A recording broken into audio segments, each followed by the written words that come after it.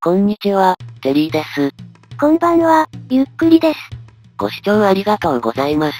ありがとね。さて前回は、ラバと共に落下した峡谷から無事に生還しました。あと、船の位置ずれもひどかったわね。ちなみに少しプレイ環境の話をすると、使ってるのは Core i3 のメモリ 4GB、グラフィックはオンボードのノートパソコンです。録画しながらのプレイなので、ハードディスクがボトルネックになっていると踏んでいますが、試しにセーブデータを見てみたら容量が 1.2GB を超えていて苦笑しました。メサが見つかる頃にはもっと肥大化してそうね。なおメモリの余剰は 2.5GB なので、仮にラムディスクで 1.5GB 割り当てたとしたら、残り 1GB のメモリでマイクラを動かすことになります。時間が空いた時試そうと思ってますが、試すのがちょっと楽しみです。さっさと増設すればいいのに。このギリギリ感が好きなんです。さて、前回までに埋めた地図はこんな感じです。この範囲まで広げてようやく2つ目のジャングルが見つかりました。未発見のバイオームは残り9種類ですが、ずっと更新できていません。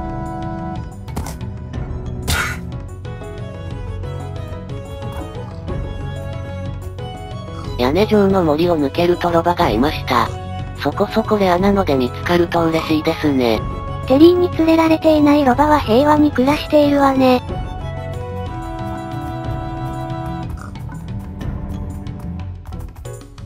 おお、さすが山火事と相性がいい屋根状の森です。この地図はなぜか屋根状の森が多めです。さて川を渡ってきたところなのですが、たまにラバはくるりっとするんですよね。この動き、なぜか結構好きなんですよ。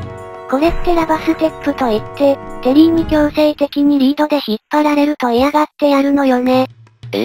そうだったんですか。さてようやく地図の北西の端に到達です。地図を埋めるためにちょっと怖いところを通っています。この高さじゃ落ちたら即死しそうね。ただラバは横幅がありますので、何気に私が単独で通るよりも落ちにくかったりするんです。ラバの体で下が見えづらいですが、見た目よりは安全です。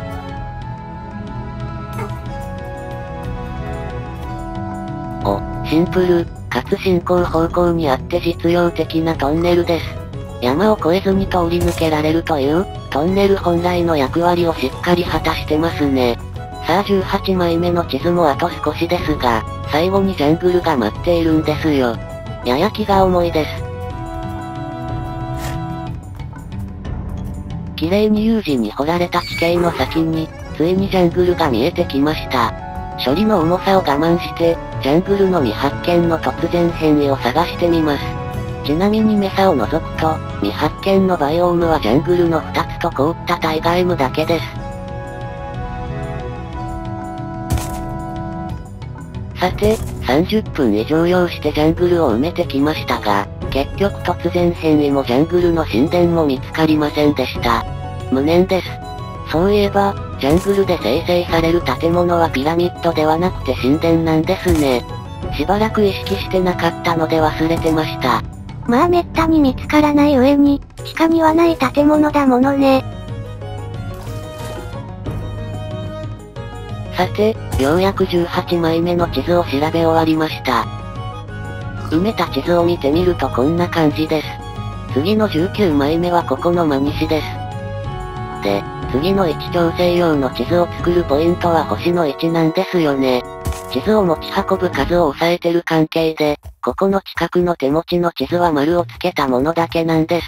6枚目の地図のあたりは地図に頼らず移動しなければなりません。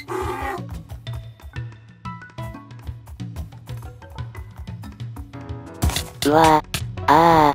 最近穴に落ちないように地図を見ると気をつけているのですが、やっぱり穴は落ちるものなんですね。きちんと気をつけていたら落ちないと思うけど。いえ、何十分何十時間と移動しているんです。ずっと気をつけ続けるのは正直難しいですよ。それはそうなんだけど。本当に注意しないとならないのは穴の手前の数秒間だけですし、見えづらいところだけ気をつけていれば落ちることはありません。あれ？という風に考えるのは誤りです。つまり、穴に落ちてもいいんだ、と考えることが肝心なんですよ。溶岩だまりに落ちればいいわ。さてなんだかんだあまり迷うこともなく、ようやく位置調整用の地図の作成ポイントに着きました。さて続いて、19枚目の地図の作成ポイントに移動します。この地図が出来上がったら、いよいよ19枚目に突入です。プレイ時間の方は、実績が冒険の時間ただ一つになってから、すでに60時間が経過してます。こんな長く地上にいるのは初めてですよ。もう地下生活がかなり恋しくなってしまっていて、先生ブランチマイニングがしたいです状態です。ここまで来てしまったら諦めて試合終了とかできないわね。さてもう何回目かわからないですが、気分を新たに地図を埋め始めていたところです。豚が埋まってますよね。器用にも、すごい勢いで埋まりながら登っていってしまいました。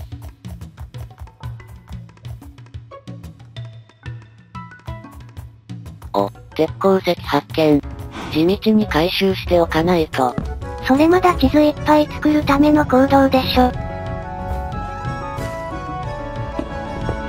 いくつか近くに鉱脈があって15個回収できました。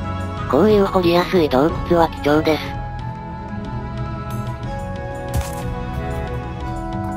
地図を北西から順に埋めているところですが、一風変わった地形を発見。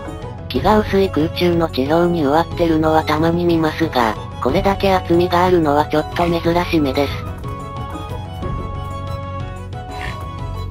下に生えた木はギリギリ空が見えてますね。見上げるとこんな感じですね。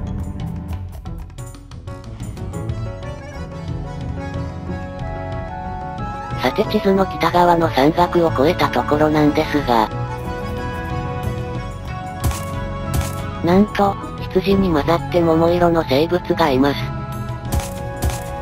ついに見つけました。スポーン確率が 0.164%、600頭に1頭という桃色の天然羊です。おー、本当に自然にスポーンするのね。この企画内はもちろんのこと、今までプレイしていて見つけたのは初めてです。何年か前のプレイで、染め剤を集めて羊を16色に染め上げたことはありますけど、とにかく天然の桃色羊は初めてです。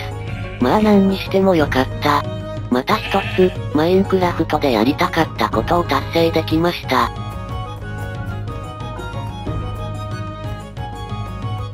さて桃色の天然羊とお別れし、地図の北東を目指して大草原を数十秒進んだところです。あれ？さっきの場所に戻ってきちゃったの？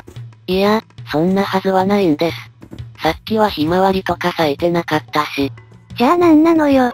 0.164% の確率のレア羊が、こんなすぐ近くにたまたまスポーンしたとでも言うの？いや、私も頭の中がぐるぐるしてるんですけど、確率的にはありえなくないですが、ありえないですよね。そういう仕様か不具合なのでしょうか。あらー、噴火中の山がありました。今はラグで動いてないですが、そのうちドーンと飛んでいきます。テリーも一緒に飛んでけばなおいいわね。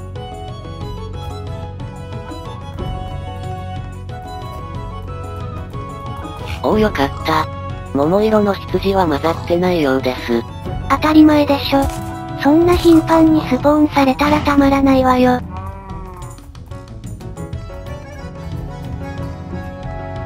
うおー違った。なんか豚を見るたびにドキッとしてしまうのですが。まあ意識しちゃうのは仕方がないけどね。さて、こちらの地図まで広がっていたジャングルバイオームを探索し始めるところで今回はここまでです。地図の方は19枚目の途中までで、もう数時間後には再び正方形になりそうです。念のために言うと、地下生活を送っていた範囲はほぼ1枚目の地図内だけです。ゲーム開始時はバージョン 1.7.2 で、地上に出る前に 1.7.4 にしています。つまり、地図2枚目以降は全部 1.7.4 で生成されたバイオームなのね。はい。だからメサは生成されるはずなのですが、おかしいです。それでは次回、ジャングル突入からです。ではまたね。バイバイ。